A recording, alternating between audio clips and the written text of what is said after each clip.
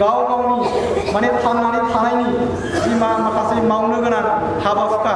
बे हाबा हुखाखौ मावनायजों लोगोसे जोंनि समाजखौ माने माबोरै लाङोब्ला माने जोंनि समाजा रैखाथि गोनां जागोन प्रटेक्शन मोनगोन बे मोनसे जि ससियेल रेसपन्सिबिलिटि आसाम गभर्नमेन्टनो हरदों आरो आसाम गभर्नमेन्टआबो बे लेखाखौनो बिटिसिआव हरदों ओमफ्राय बे डिसिफोरनो हरदों आरोखि प्रत्येक डिसिफोरनो प्रत्येक सदस्यनो हरदों बे गासिबो बे इलिगेल हाबना थानायफोरखौ होखारनांगौ आरो ट्राइबेल हाबो ट्राइबेल होफिननांगौ दा जों बेफोर माने जोंनि गोरा मोनसे आयेन जोंहा जे दंखायो जों बेखौ लानानै गामि गामि जों दा जागरन बुंगासिनो दङ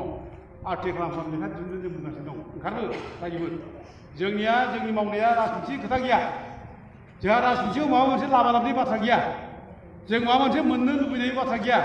आरो जोंहा माबा मोनसे गोमाजानो गिनाय बाथ्रा गैया बेखायनो जोङो जोंनि गेजेराव जों सोरबा जोंखौ बोराबदोंब्ला जों रावबो गेदेर खालामा सोरहाबा जोंनि थाखाय गाज्रि जादोंब्ला बिपद जादोंब्ला जों दुखु खालामा रायजोआव उपकार जाथों बर' जाथियाव उपकार जाथों जाथिनिफ्राय देरसिन जेबो गैया रायजोफोर जाहाथे देरसिन बेखायनो जों बेखौ लानानै जों बुंगासिनो दं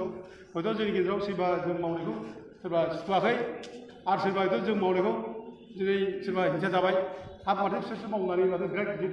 रायजो राजाजों आदर मोननोसै माथो बिसोरसो मावगासिनो थायो रावथ' मावाखिसै